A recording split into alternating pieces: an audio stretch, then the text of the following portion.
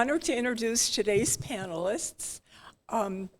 Melissa Stevens, who will be on Zoom with us, was born in Santa Fe and has lived all over the U.S., in Berkeley, New York, and Denver. In 2021, she and her partner, Piers, moved to the south of France, and together they ran a consulting firm called Puente Southwest, which focuses on funding for indigenous peoples. Melissa has worked in 11 states and over 7 foreign countries during the course of her 25-year career. In 2019, she applied to be a Spanish citizen according to Spain's 2015 atonement law. She is now a French resident and has been working on a book about her journey as a crypto Jew.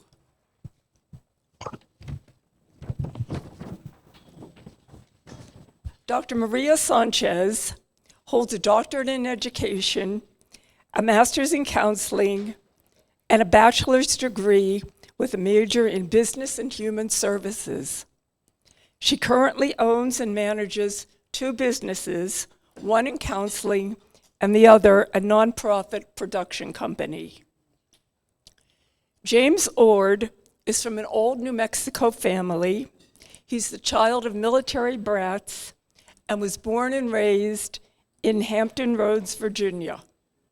His law firm, the Ord Firm, is based in Salt Lake City and specializes in entertainment and business law, family law, and public policy.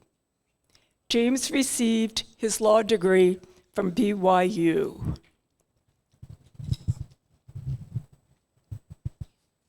Okay. Good morning, everyone.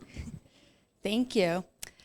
So this morning we have the privilege of hearing 3 stories of Sephardic Jewish ancestry in New Mexican families. And this is a privilege because Jewish ancestry often has been kept a secret within many of the New Mexican families that have it. As many of you know, New Mexico was part of the Spanish Empire between the 16th and 19th centuries, the period when the Spanish Inquisition was prosecuting and persecuting those who appeared to be practicing Judaism. So while some Sephardic or Iberian Jewish families could continue to be openly Jewish in places like Morocco, Greece, Turkey, and elsewhere, those who remained within the Spanish Empire could not. For some New Mexican families of Sephardic descent, their Jewish pasts grew increasingly faint with each subsequent generation and ultimately were largely forgotten. For others, remnants of Judaism lingered, flickering in the flames of their secretly lit candles each Friday evening. Yet against the backdrop of hundreds of years of persecution, being Jewish or of Jewish descent was not something that they often spoke about. This meant that many New Mexicans of Sephardic Jewish descent did not grow up knowing about their Sephardic ancestry, but instead discovered it at some point in their adult lives. As some of these individuals begin to share the stories of their families, they're shedding new light on what it means to be Jewish New Mexicans. So Maria and Melissa and James, thank you so much for being here today. I would like to start by asking each of you, when and how did your family first arrive in what is now New Mexico? So let's throw it to Maria first, if you don't mind. Let's repeat that again. How did your family first arrive in what's now New Mexico? My family arrived here, let's see, actually I was looking at my genealogy this morning so I could remember. Probably since it was Nueva España, New Spain, probably back in the 1600s. We're a very old family. And part of one of my ancestors lived right across in Mexico City, right across from the office of the Inquisition. So we were having fun right under the nose of the Inquisition, which I love. And what was the other question you asked? I'm sorry, I had 2 head injuries a couple of weeks ago and still kind of funky. But what was the other one? When did they first arrive? Oh, I just answered that. They arrived 1600s. Thank you. And James? So I'm from like most New Mexicans, I'm from a mixed heritage. So my First Nations family were already here. They're Tiwa, Taos Pueblo, and also the Picoris Pueblo.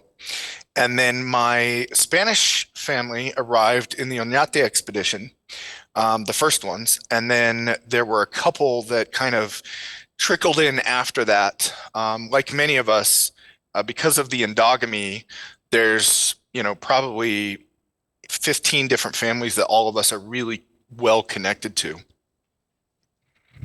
Thank you. And Melissa, how did your family first arrive in New Mexico?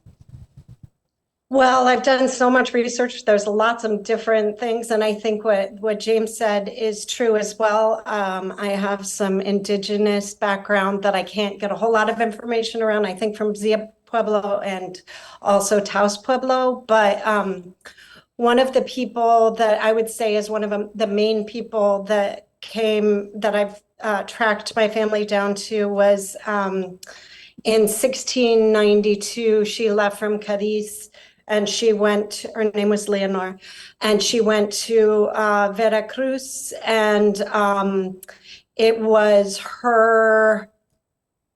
I can't even think of exactly where she was, but she was a part of the line that ended up coming to New Mexico. So it was a few generations, and it was her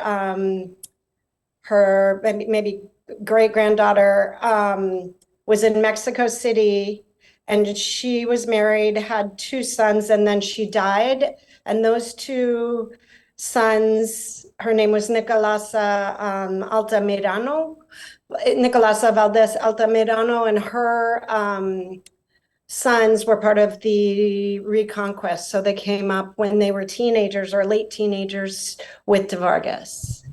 Thank you. And James, did you always know that your family had Sephardic or Jewish ancestry? And if not, how did you find out? No. Um, so that's a whole story. But, when in 95, I was studying at the United States Air Force Academy Prep School, and I was schlepping back and forth from Colorado Springs to Taos on a regular basis. And I was coming down the 522, and there was traffic on right at the New Mexico border. They were repaving the road. And there was a line of cars backed up from the border all the way back to San Luis. And I said, well, I'm getting the hell out of this. So I went over to San Luis. And at the time, I was practicing LDS. I joined the LDS church when I was in high school, and part because a lot of the strong family values, but also the genealogy aspect. It just has always fascinated me.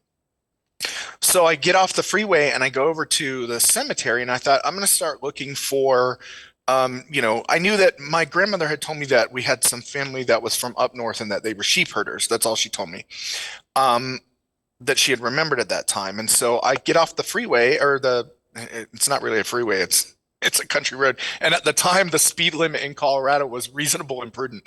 And so I get off and I go over to the cemetery because I'm like, well, I'm going to look for some grave markers for some of the names that my grandmother had given me. And so I was in there, and there was a priest, and I'm pretty sure he was either preparing for or had finished a funeral that day, because why else would the priest be in the cemetery? And so I start looking around, and I noticed if you go to the cemetery there in San Luis, there's a lot of traces of Jewish markers. It's really common, and I already knew what those looked like because I grew up around Jews in Virginia, but also because of my genealogy work in the Mormon church. You learn a lot about that kind of stuff as you're doing it. So I'm looking around, and I asked the priest, and I said, I didn't know there were Jews up here. And he says, oh yeah. He said all of northern New Mexico and southern Colorado were was colonized by Jews. And I didn't know that. And I said, you're kidding. He said, oh no, most of the families were chased down by the Inquisition, and so it's well known and established. This was in 95. And he was the priest in San Luis, so he must have been familiar with the area. I never got his name. And it was kind of a transformational conversation. I remember it distinctly because after that I came back down to Taos. just, hours later. And I remember asking my grandmother at the time, Grandma, are we Jewish? And she was like, well, we don't, yeah, And I said, what do you mean? And she says, well, we're Catholic. And I said, well, of course we're Catholic, but we've got curanderas in the family. And she says, yeah, but New Mexico Catholicism is different than everywhere else. We're not Italian Catholics. We're New Mexico Catholics. We practice curanderismo, and we believe in, we do our smudges and everything else. And I said, no, Grandma, that's bullshit. What's the real story? And she says, honestly, I don't know. She says, we probably are Jewish, but I don't really know. So that was in 95. And it took over the years me looking, and it wasn't actually until I discovered Stan Hortz's work that I didn't know that all the things that we do in our family were Jewish.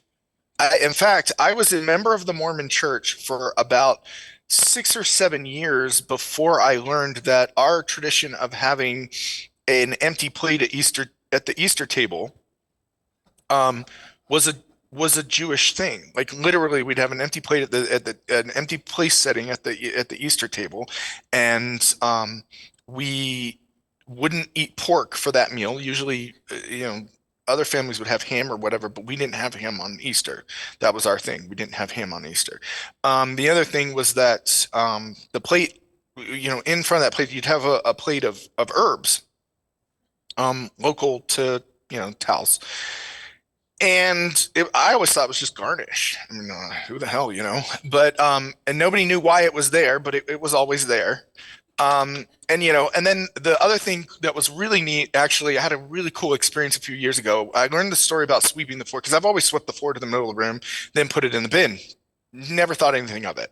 Like, I think everybody has heard this little weird thing, but I didn't even think it was quirky. I just thought it was a thing, I didn't know everybody didn't sweep that way. And then I was in my late 30s. And so we're in New York and we're visiting and we get off the subway and it just happens to be Feast of Tabernacles. And so we're there and this gentleman comes out and he's from the Chabad Center and he says, Are you got any of you Jewish? And I said, yeah, I am Jewish. By that time I had already converted and was practicing. And so he says, come with us. And he takes us back to their house and, we go and we meet everybody. He takes us on a full tour of the Chabad Center right there and at 777 or whatever it is. And then 770. And we get a full tour. We get to meet the chief rabbi. It was amazing. And then we ended up partying with these guys all night. We go to their house and we're out in their tent and we are talking and they asked me, like, how did you find out you were Jewish? And we're going through this story and I was talking about, sweeping the floor and the wife hits the husband and she says, see, we do that too. And I was like, that's when it really it kind of blew my mind and hit me because by that time I had already known, but it wasn't like sinking in that way. And all of a sudden I realized, wow, if that tradition exists within Sephardim and within Ashkenazim, this is a thing, right? And I didn't pay attention to the way other people swept the floor before. Like it just was not a thing. But then I started paying attention and my husband would open the back door and sweep the dust out.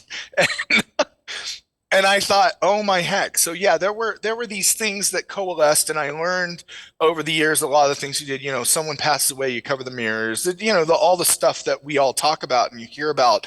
But I didn't know that those were Jewish things. I just thought they were our things. And then it wasn't until I started the whole conversion process that I learned that those were Jewish things. And actually, it was slightly before that because I was dating a Jewish guy in LA. We went to the gay temple, and he was like, "I think you're Jewish, dude. I'm pretty sure you're Jewish." And I'm like, "Well, maybe I think, So there's that. And then as the DNA has come in, that's been really, really interesting. And I don't want to go in too far to take up too much time, but the DNA has really served to connect. Like it's interesting because like my Carvajals in New Mexico, myself, I'm connected to Carvajals in the Philippines. Like how does that even happen? You know? So and they're relatively close on the DNA pattern chart. So those were the things that Recording really in kind of tipped it progress. off for me. Thank you, James. And Maria, did you always know that you have Sephardic or Jewish ancestry? Actually, no. I just knew when I started figuring when we were traveling back and forth to see my aunt in Pennsylvania, I'd see all the Catholics there, and I thought, boy, they're weird. They're not doing the same things we do. So I came back home, just left it alone, continued to grow up. And so I was going to go to China, of all places. I was going to go visit China with a friend of mine. And Mom and Grandma insisted, no, you're going to Israel. So I ended up going to Israel, and I kept looking. I couldn't understand Hebrew at all at that time. I was in my early 20s. But for some reason, I understood their maneras, their mannerisms, their body language. And I thought, oh my gosh. So I went up to a friend that was traveling on the tour with us who was a minister. She was a minister woman. I said, are there Spanish Jews? She said, yes, there are. I thought, uh-oh. I went upstairs, and me and God had a long fight. And so I was up there, and I just happened to open to the book of Zephaniah, where it says, I will gather them, and I will rejoice over them and dance over them. And it went on to name Sepharad and so forth. And I'm thinking, oh, no. Okay. I felt like I got hit with a new identity. I almost felt like it was coming out of the closet. You know, you come out of the closet being gay, which I did, but you come out of the closet being Jewish in this way as well. And it was interesting when I got back home. I went and I looked. That's when Rabbi Salnik was at B'nai Israel, and I looked at all the names. Mama Logi is my cousin and twice related to me. And so she's very close to me and was like a mother to me. Logi Carrasco, if any of you remember who she was. God bless her. A blessed memory at this time. And so I saw all our names in there. I looked up every one of our names, and I thought, oh, no. So then I went to my grandmother. Mind you, I was born to my parents. My mom had me when she was 40. So luckily, I was born to an older generation, and my grandmother was much older. And so grandma's in the front yard. I'm in our front yard. We lived next to each other. So I was brought up with my grandparents, too. So I got everything from them. And I said to Grandma, Grandma, ¿qué somos judíos? Grandma, are we Jews? And she looked up to me, and she had these sparkling brown eyes, and I can still see her. And she said, Somos Israelitas. We are Israelites. And that's the old Sephardic way of saying that we were Jews. We are Israelites. That's how we identified ourselves. And she said, porque cuando Dios dividió, Dios derramó. When God divided, God scattered. Later, a friend of mine gave me a piece of research where Spain had minted a coin that said, when God divided, God scattered. And I thought, how in the world did that pass on to my grandmother? You know, how does this, and Grandma had a memory. The other thing is, giving you really quick, because I also know there's someone right after me, giving you some of the things I was taught. I was taught to wake up early in the morning with my grandmother and know God. Late in the evening, me and Grandpa and the rest of the grandkids, especially me, I must have needed it the most, we'd be, saying the prayers. But the prayers were a combination of some Catholicism, some Judaism. Like, for instance, Los 12 Verdades del Mundo, the first one is, Hay un solo Dios. There's only one God.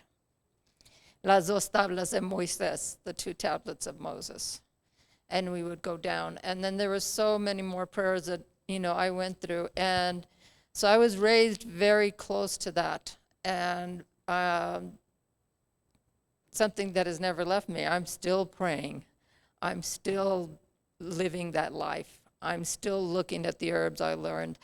I think if I would have gotten married the way my grandmother and her generations before her got married, I would have had a trono, which is Orthodox. I found out later in Sephardi. I didn't find that out till probably about a year later, but a trono is, my grandmother described, it's above, not this high, but where the bride and groom are seated on two chairs. And I own trono with the chuppah over it. And later, like I said, in research, I found out that the Orthodox Sephardic do that. So it was really interesting, and we have so many stories. I'm working on a documentary that I've worked for 30 years on right now. It's in raw footage, and actually it's pretty much almost ready to go. And hopefully we'll get it moving and get it to you all so that it's there, because it has the prayers, it has the stories, it has a lot. And with that, I'm going to pass it on to you. Thank you. And Melissa, did you know that your family had Jewish or Sephardic ancestry? No, at all. Like all these stories, it's sort of the magical mystery tour. And I'm in Spain right now. I live in south of France, but I spent the week in Berlin at a social justice conference, and I did what I think Maria is talking about. I sort of had my coming out at the Jewish Bund in Berlin. And so now I feel like I'm coming out to my people in New Mexico, because my family's been in New Mexico for 331 years on one line. So it's an interesting week for me. And to be here in Spain, actually, I'm in the Muslim neighborhood. And in Berlin, I was also in the Muslim neighborhood. So I really appreciated seeing on the wall, "Never again is now." So thank you for that. As we said, I've been working on this book for, I guess, 12 years. So I just wanted to read a little passage from it, because it's a weird story and it's really similar to James. So I'm just going to read a tiny passage. It was July 12th, 2012. My kids, Ileana, Santiago, and I were on a long road trip from Wyoming. We'd only been in New Mexico for a few hours, and as we drove toward our home in Santa Fe. As we barreled through a stretch of highway with few pit stops, I'm going to throw a picture up there real quick. We needed to take a break in the unpopulated land near the border of Colorado as we entered into the plains of northern New Mexico. This is a land where there is little to see except wide and clear blue skies, telephone poles, and dry yellow grasses. That day was windy and hot and felt almost electrical in nature. We pulled off the road at the almost empty exit for Levy, New Mexico. We parked at an abandoned house just off the highway with nothing but big blue New Mexico clouds and sky and huge trucks hurtling by on the interstate. As I switched off the ignition and jumped out of the car, a sudden realization came to me, as if I were hit by lightning at the back of my neck. It was an insight that seemed to have been brewing in me for many years. It was a realization that we could be crypto-Jews, unknowing members of a hidden Jewish community in New Mexico who secretly practiced Judaism after officially converting under duress to Christianity between 1391 and 1850. We all know that story. What happened to me is like James, it's like my ancestors came off the land and told me I was Jewish. And 2 weeks later, I was at the meeting for the Society of Crypto-Judaic Studies. I'd found the meeting in the middle of the night a few days later. And I met Stanley Horties and David. I know we all know his name. I'm Gitlitz? sorry. David Gitlitz? Yes. Yeah.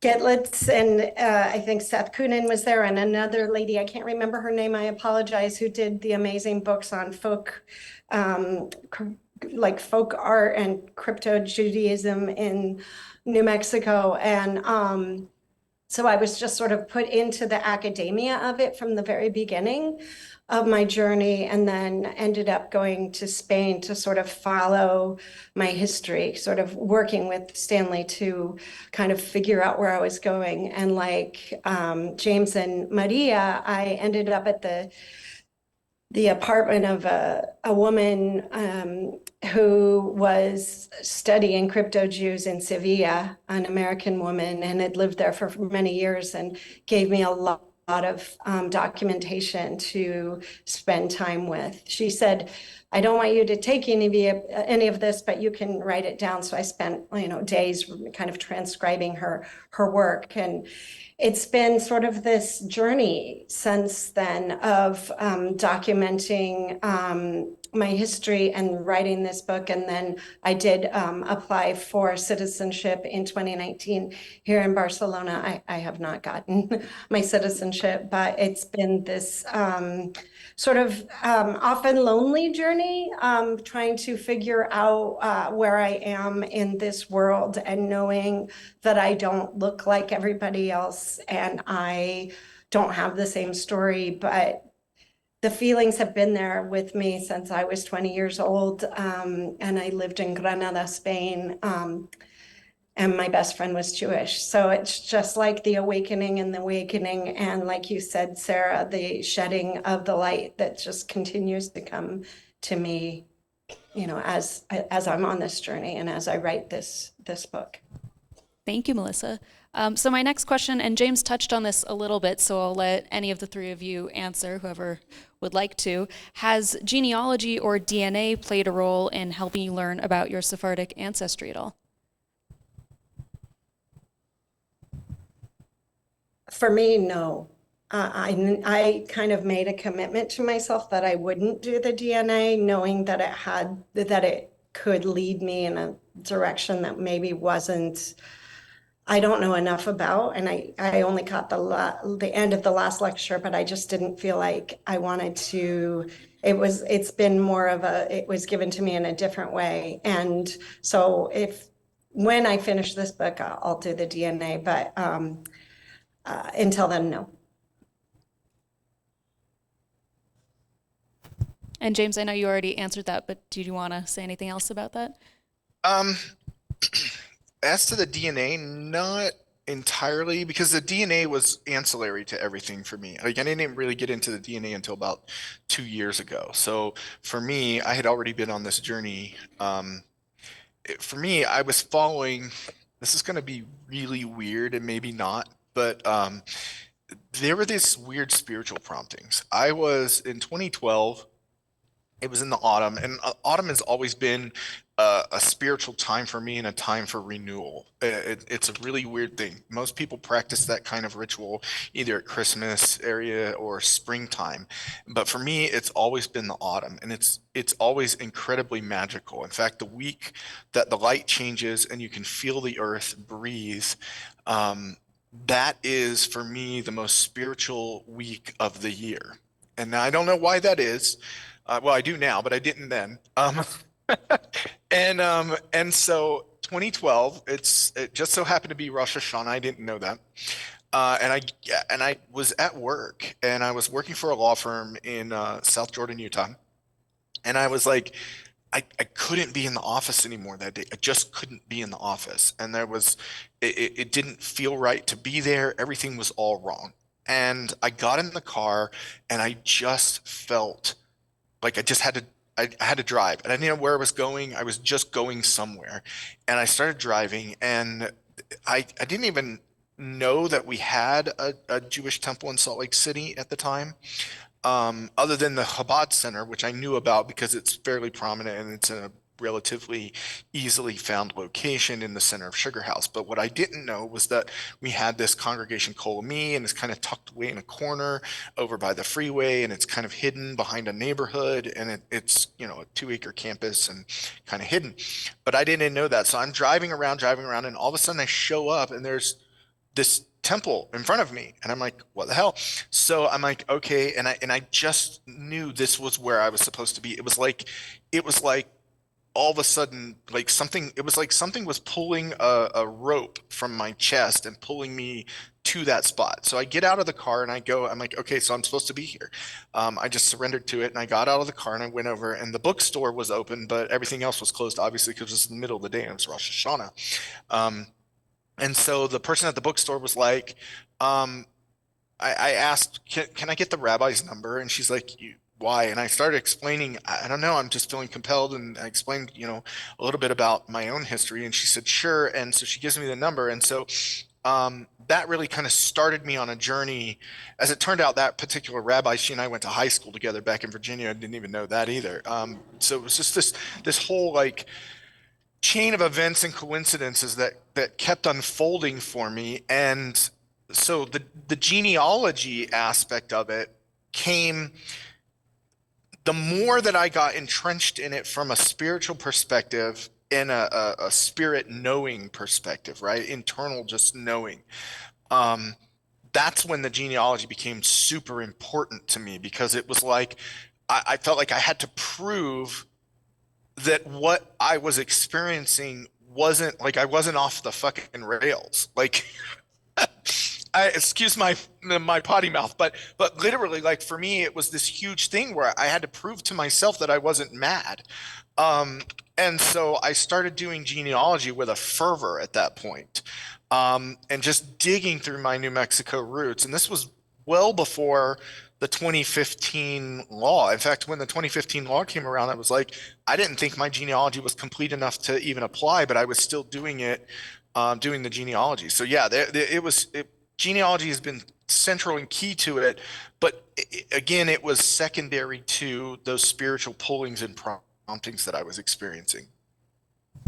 Thank you. And just to clarify, the 2015, one second, Melissa. The 2015 law, for those who aren't aware, is a law that was passed in Spain in 2015, allowing anyone who could prove their descent from Sephardic Jews to claim citizenship in Spain. And as of today, very few New Mexicans have actually received their citizenship, but many have applied. Melissa, did you want to add something? Yeah, because I feel like I only answered in the connection to the DNA, but the genealogy was a huge, huge piece of my experience. And it happened fairly quickly in 2019 using so many resources that I had, not only from the To the Ends of the Earth by Stanley Hordes, but like I was spending time at the Archdiocese. I spent time at the library in Albuquerque with Henrietta Christmas. Ed Richter was a big help.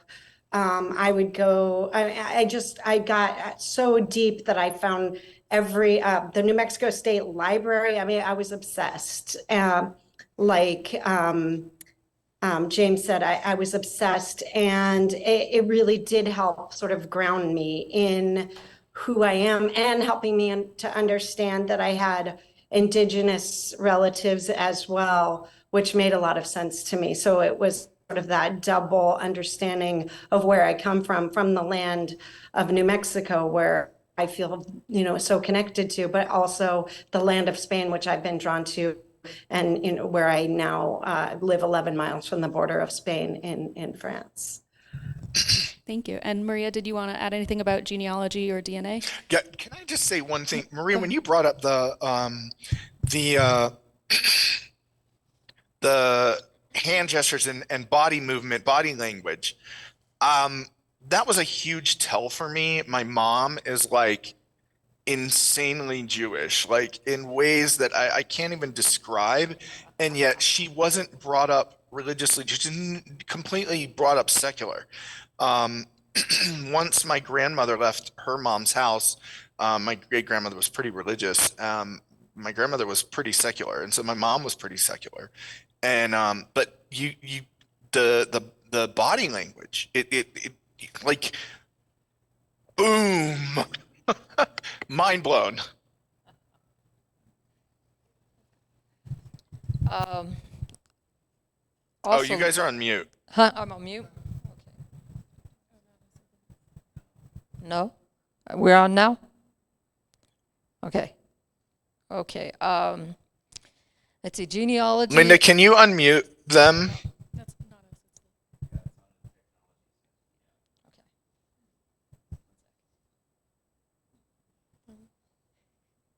No, we can't hear. Okay, go ahead. Oh, there we go. There we go. Okay, yeah, genealogy, did the genealogy to go to Spain and get my citizenship. Still waiting, but not in a hurry. I figure to get here when I get here, and I'll have a pleasant surprise, you know. But yeah, genealogy, I mean, it went back to 1,000 years. And it definitely showed a lot of my ancestors were definitely Jews. And a lot of them got in trouble with the Inquisition. And some were even part of the Inquisition. So it was like Cain and Abel. It was like reading a book of Cain and Abel. And so it was very, let's see, who am I related to? Luis de Carvajal. A lot of them, I can't think of a lot of the names now, but a lot of them got tried. Who was the one? I think we had a big thing in Santa Fe. Teresa. Do you know who I'm talking about? Yes. Well, she was related to me, and so was her husband. He died in the cells of the Inquisition in Santa Fe. They drug him back. He was the governor of New Mexico. And actually, I'm writing a play about that now that I'm thinking about it. And I must admit, she must have had some chutzpah. Yeah, she probably bribed everybody with her chocolate that she loved. And you got to read her story. It's good. And but yeah, it just confirmed everything for me. It just played another big piece for me. And so does the DNA. It just was like another piece that was there for me as well. And for my familia back here, who's in, Barcelona, and where else? I can't remember where else. Salt Lake City, we're probably all related, because I heard some names in there, and I think they're probably in my genealogy, if I remember correctly. But also look into your dichos, your family dichos, and what they really say. They're not just saying, panza llena, corazón contento, stomach full, my heart is content. They have other meanings, like, for instance, when black slavery, back when they were working in the cotton fields, and they would sing certain spiritual songs. Well, certain spiritual songs had certain words that would say, hey, look out, go down this way instead of that way. So look at these dichos in your families and see what they really mean. And dichos, thank you. Dichos are sayings. They go on through the families, and I'm sure that the Ashkenazim had plenty of dichos sayings. They were actually more of warnings of telling you what to do. That's what my grandfather's, when we'd sit there in the evenings and he'd be telling us these stories weren't like Cinderella stories. They were stories of how you were to survive in a story. It's really incredible to listen to some of the stuff. And I'm not sure if my cohorts here or my distant relatives also, I grew up speaking the language because I didn't speak English first. I spoke what my grandparents spoke, which has a little bit of the old Spanish, a little bit of Portuguese, and maybe some Hebrew thrown in there, kind of like a salsa. And that's what it should be called, the salsa of New Mexico. But anyway, that's enough. I'll give you this thing right back. Thank you. So this is a question for, again, any of the three of you who would like to answer. What are some misconceptions about New Mexicans of Sephardic descent?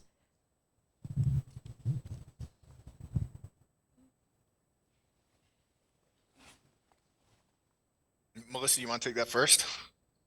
Yeah, I'm just like that was the one that I'm not sure. When I heard about Sephardic Jews in the first place, I didn't really think of it as the crypto Jew. So it took me a long time to make that connection. And even what I loved is that happened in New Mexico was in 2019 when the New Mexico History Museum put on the exhibition, because then people there was something to point to that was real, because everybody thought that it was just sort of some weird thing that I was talking about. And it was actually that exhibition, which I can't remember how long it was up, but that really sort of pointed to the reality of crypto Judaism in New Mexico. And I think I honestly, when I was thinking about this question today, I feel like I might have answered it differently. I feel like everything is changing in our world right now, and it's going to be, we have to figure out how to create the stories in a way that we're going to have to find ways to weave them together when we talk about land, because I think when we talk about Judaism, and I know this is very complex, I'm not even going to go into the detail of that, but I think there's something that connects at least my family to the land of New Mexico that's so powerful, that does, in my head, connect it to my Judaism and to my Native American background. But I also think not all the members of my family even believe it. So, I mean, my grandparents, Carlota Quintana Montoya and Samuel Z. Montoya, honestly, I think they would think I was crazy. And I go to their grave and I put rocks on their grave at the military cemetery, because I know somehow my grandmother believes me from the other side. She believes me. I think my grandfather is still very skeptical. So I think there is a lot of, well, I do talk to New Mexicans about it a lot. I mean, I just moved after being in Santa Fe for 18 years, and oftentimes they don't believe me, but then there are some people that do. And so I think I think it's about just sharing the story and sitting down with people and having the conversation, having it, if we're lucky, in Spanish, which I didn't learn until my 20s, living in Spain and South America, and really bringing the story from how that came to us. And I just have one story I wanted to add in that, like you were talking about Maria. By the way, my book is called The Many Faces of Maria. Is my grandmother used to say to me when we'd get into the ocean, we'd go to Mexico, and she would say, just make sure to put the water on your head so your spirits don't leave your body. And I kind of connected it through one of the books that I found to sort of that idea of the mikvah, like this sort of ritual cleansing.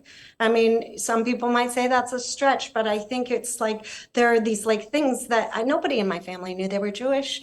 I was the one who was like, has dug so deep to find it, because it was hidden for survival.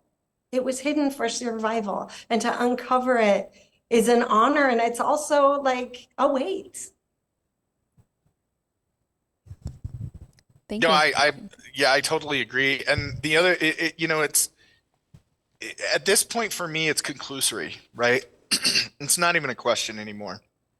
In fact, in 2019, my husband was always like, you keep saying that your family's Jewish, but there's never like evidence for that. And in 2019, I took him down to the New Mexico History Museum. We went down there and he saw the exhibit, and then he was like, he got it.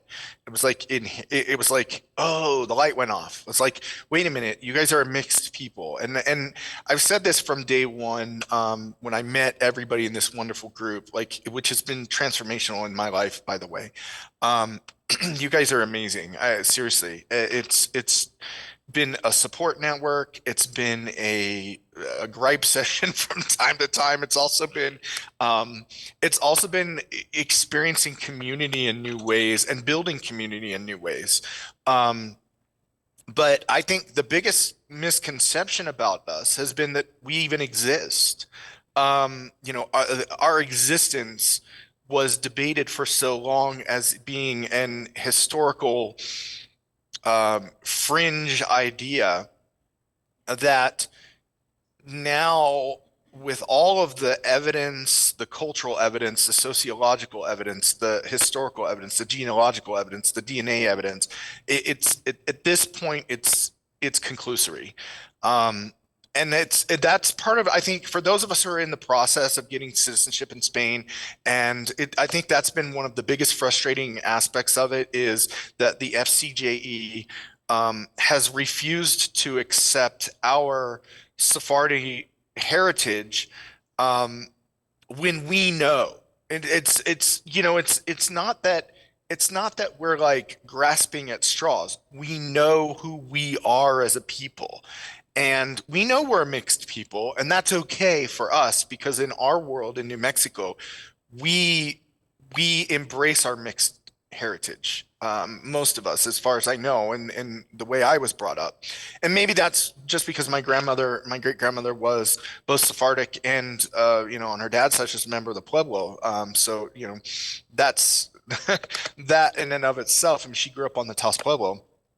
And then when she married my great grandfather, they moved into what's now the Mabel Dodge House. My great great grandfather built the Mabel Dodge House when they moved up from Chimayo. And so, that connection, my family's never left New Mexico in that regard. I mean, that's been their place of last refuge. And so, yeah, they hid out in plain sight, I think. There's an old story that was in the Taos News some years ago, back in the 60s. My great uncle, my grandmother's uncle, Don Tenorio, he was publicly stated that everybody at the fiesta would eat pozole with pork in it. But our family didn't eat pork. If you were religious, you didn't eat pork, but you did in public because it was required. Otherwise, people would point at you and call you judío. So that was part of the family. That was part of the family lore, the family story, and the family behavior. So I think there's a lot of misconceptions, but I think the biggest one was that we even existed.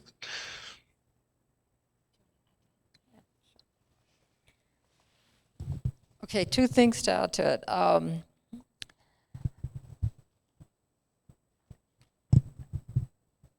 One is with Mama Logie, like I said. What was the one that challenged her writing? And I can't remember the Atlantic. Thank you. The Atlantic article, yeah. Yes, the Atlantic article. Well, Logie was a scholar in her own right. I mean, she'd go to my grandparents and parents' house, and she'd be doing her own research with my grandparents. They'd be sitting there. They'd be with jacales, which is, what is jacales? How do you say it in English? Sukkot. Thank you. Jacales means gathering in Hebrew. The word hakal. So we would have jacales. We would, it was great. I was having the time of my life with my family. And so it broke Logie's heart. I saw Logie's heart break when this came out. She was furious. So thank you for those of you who supported her. Thank you, Stan. Thank you, for you guys being there, both of you, for helping her and standing by her, everybody. Second one is when I'd finally had it. I lost it. I was at that exhibition with Teresa. I can't remember her last name, and she's related to me. Gosh, she's gone. Sorry about that. And exactly, I can't, but I was at that exhibition, and I was standing there, and I was hearing this lady. They were tourists, and she was like, she comes out from the exhibition, and she's saying, they're not Jews, they're all Mexican names. Okay, I'm starting to fume. And I'm thinking, okay, just walk away, just let her go. Just let it go. I'm not going to waste my time with this. I'd had it, lost it. I walked over to her. I was cool about it. I introduced myself. I said, my name is Dr. Maria Sanchez. And all the people you're talking about in there that are Mexican, I said, those are my relatives. And they were all killed by the Inquisition. Her mouth dropped open. her husband was busy looking. I said, you need to look up Stan Hortus's book, To the Ends of the Earth, I said. And he immediately ordered the book. The lady who had brought her was sitting down. She had her whole family, the other lady whose mouth dropped open, she had her whole family with her, but the lady who had brought her had dark skin. She looked from native New Mexico. In fact, I think she probably was Native American as well. She was grinning from ear to ear. And it was so cool to see that. And I felt so free. I feel like crying as I'm talking now because it felt so free to finally say, I have had it. I am a Jew. I've had it. I don't give a crap if you believe me or not anymore. I'm free. And so that's it. Thank you. Okay, very briefly, if any of you would like to add to this, what do you hope that the future of New Mexico's Sephardic community looks like?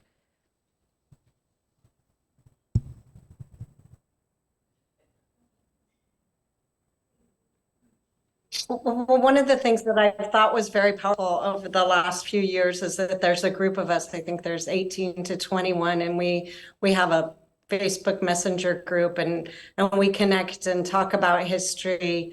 But I feel like, to me, my hope is, I have a daughter that lives in Santa Fe. I have a son who also has sort of embraced his Spanish, not necessarily his Jewish side, but that the next generation will see that beautiful, amazing mix of like, what does this mean? And my kids were with me when it happened, when we discovered it, and maybe to them it's just sort of a strange thing at this point. But I have one cousin who I know, who her kids who are growing up in Santa Fe as well, like they're interested in it. And so that this will be part, that Jewish people don't look one way, they don't come from one place, that there's lots of mixed people, and that somehow there's a draw to it that will sort of continue and to grow and not disappear. So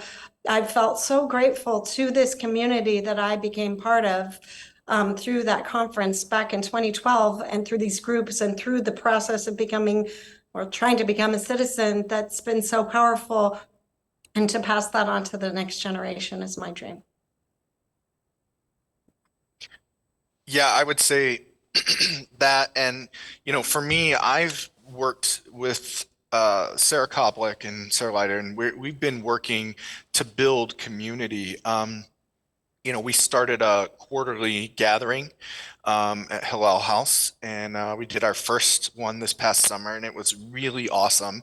And so we're hoping to expand on that and build that, because whether you identify as Jewish religiously or spiritually, or whether you identify as Catholic or secular or whatever, coming together and unraveling the threads that are our Sephardic heritage, and just that thread, because it's like our heritage in New Mexico is a richly woven rope, and each thread of our people's history is a story, and those stories make up the greater thing.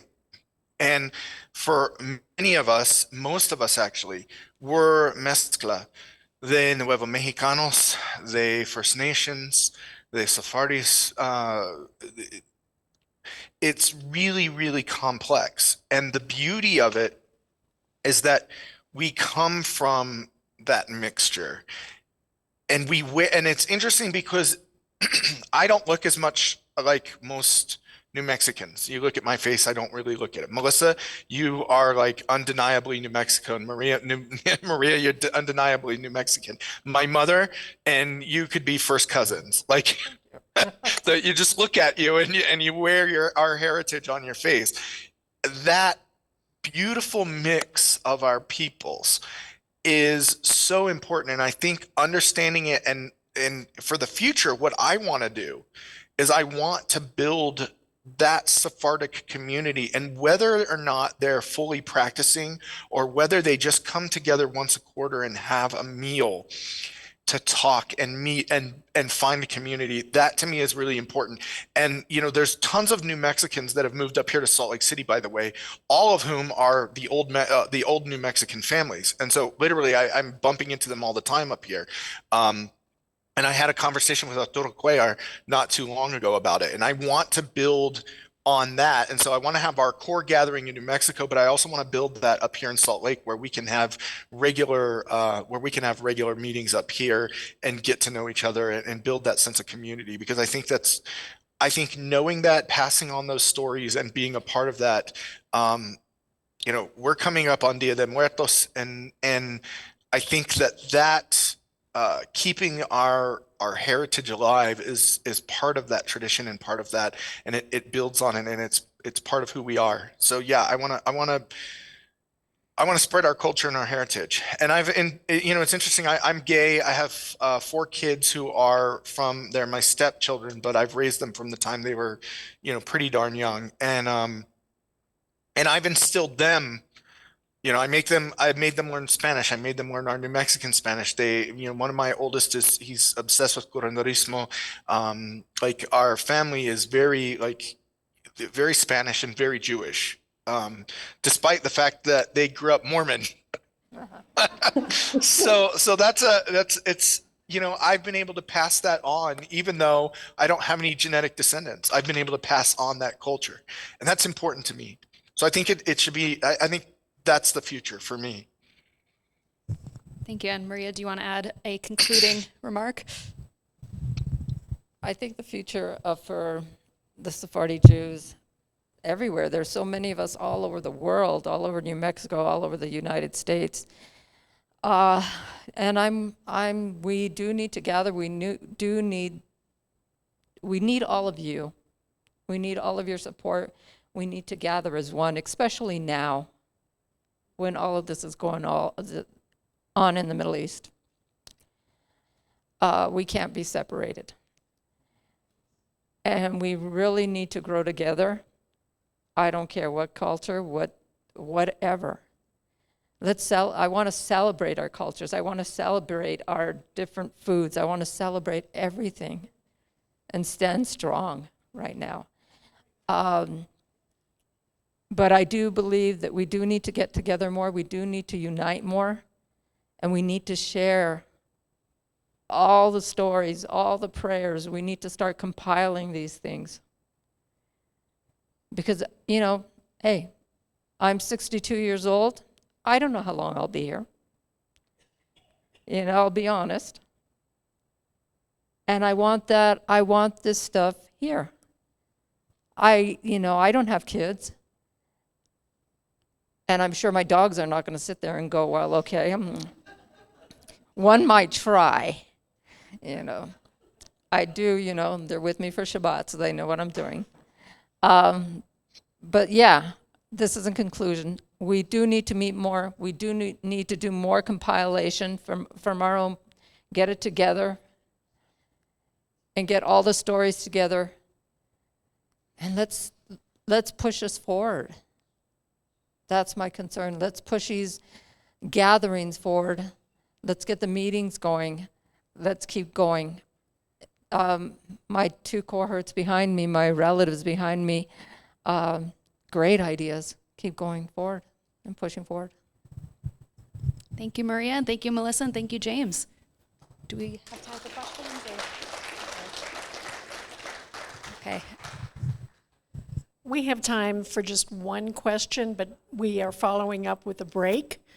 So if you have questions, Paul, I'll give it over to you. Thank you so much for the information you gave me. For anyone could answer this, do you have people coming up to you wondering if they might have Jewish roots and discussing it with you?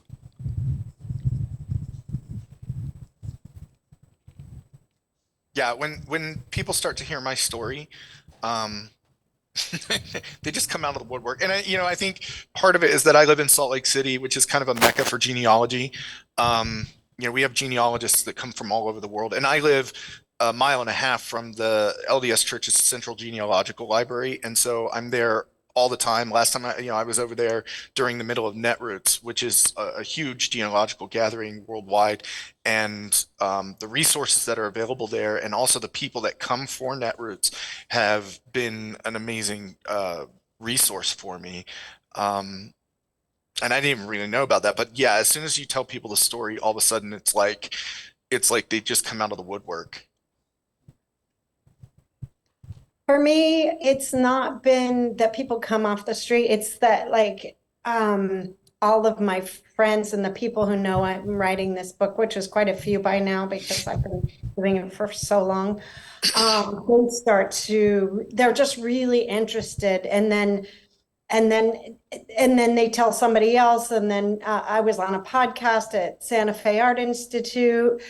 So I feel like the word gets around, and then people want to know more. So I feel like they're just different, because I think there have been a few books written about it, and so people always want to get their hands on that. I think one of the ones I'm thinking of when I was first writing mine was a kind of a chapbook about, it was a cartoon book by a professor at Amherst, and it was called Illuminado. And and it was all about Santa Fe crypto Jews. So there's lots of different ways that different writings, I think, sort of awaken different people at different times. I just had a comment. Melissa, my daughter had, and there are other people in this audience here in Albuquerque who had Logie as a teacher at Congregation Albert. And also, she crocheted hats for all the students, whether they be boys or girls. My daughter still has hers, and she's 53 years old. So